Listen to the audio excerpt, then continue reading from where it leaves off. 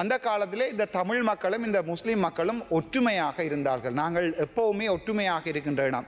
அந்த வகையிலே தமிழ் மக்களுக்கும் சிங்கள மக்களுக்கும் இடையிலே ஒரு மாபெரும் ஒற்றுமை இருந்தது. அதுதான் சொல்வார்கள் நகமும் சதையும் என்று.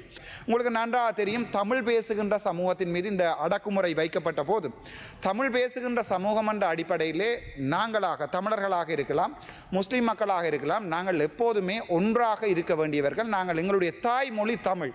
இங்கே நான் பார்த்திருக்கிறேன், பல முஸ்லீம் இளைஞர்கள் எங்கள் தமிழர்களை வேறொரு இனமாகவும் தாங்கள் வேறொருவர் மாதிரி பார்ப்பது தான் வரலாறு. ஆனால் நீங்கள் எங்களுடைய கவிஞர் முகமது ஹசான் ஷேக் இஸ்லாமின் கவிதைகளை எடுத்து வாசித்து பாருங்கள். அவருடைய கவிதைகள் அரசியல் சார்பாக இவ்வளவு ஆழமானதாக இருந்திருக்கிறது. 78ஆம் ஆண்டு வரைக்கும் அவர் 6 புத்தகங்களை வெளியிட்டிருக்கிறார். அந்த புத்தகங்களை எடுத்து பாருங்கள்.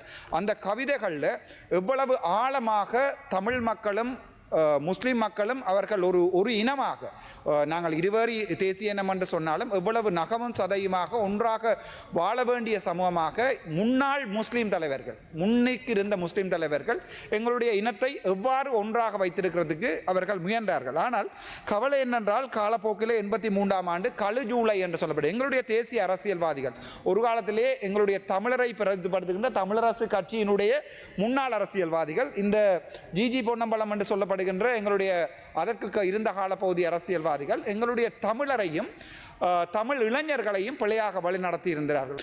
ஆயுதங்களை தாங்கிய தமிழ் குழுக்கள் ஆயுதங்களை தாங்கி இந்தியாவுக்கு போய் தாங்கள் படைகள் ஆயுத பயிற்சியில் எடுத்து வருகின்ற போது அதே தமிழ் அரசியல்வாதிகள், இதே தமிழரசு கட்சி என்று சொல்லப்படுகின்ற எங்களுடைய அதே தமிழ் அரசியல்வாதிகள் சொன்னார்கள், நாங்கள் ஒரு பேச்சுக்காக மேடை பேச்சுகளிலே சொன்னால் உங்களை போய் ஆயுதம் ஏந்த சொல்லி நீங்கள் போய் ஆயுதம் ஏந்துவதா என்று எங்களுடைய இளைஞர்களை பார்த்தபோது எங்களுடைய இளைஞர்கள், ஆயுதம் ஏந்திய இளைஞர்கள் அந்த காலத்தில் யோசித்தார்கள், இந்த அரசியல்வாதிகள் எங்களுடைய இனத்தினுடைய ஒரு மாபெரும் சாபக்கேடு என்று நினைத்தார்கள். அன்று நினைத்தது 1980-83ஆம் ஆண்டுகளிலே நினைத்தது இன்று எங்களுடைய தேசிய தலைவர், அவருடைய குடும்பம், அவரோடு நின்ற 44,000 போராளிகள், அதை விட 16,000 போராளிகள் இன்று மண்ணுக்கு வித்தாகி போய் இருக்கின்ற இந்த காலப்பகுதிகளில் இருத்தி வைக்கப்பட்டு கைகள் பின்னால் கட்டப்பட்டு செம்மணியில் புதைக்கப்பட்ட இந்த எலும்புகள் எடுக்கப்படுகின்ற இந்த காலத்திலும் அதே அரசியலை தான் எங்களுடைய தமிழ் அரசியல்வாதிகள் செய்து கொண்டிருக்கிறார்கள். தான் மிகவும் கவலைக்குரிய விடயம் என்னவென்றால் அதே அரசியல்வாதிகளுக்கு வாக்கு போட்டுக் கொண்டிருக்கிறோம்,